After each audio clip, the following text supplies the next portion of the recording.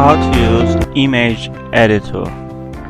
In your WordPress, in media library, you can edit any of your uploaded image, and you can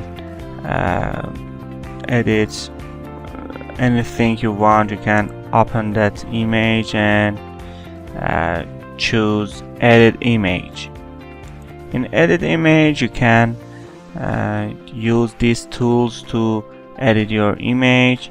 For example, you can crop your image, and you can rotate it, and also you can flip that, and also you can undo any changes to the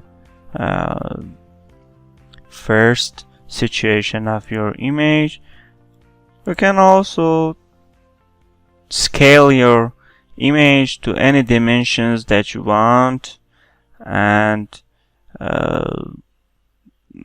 at the end you can save your image and submit your changes.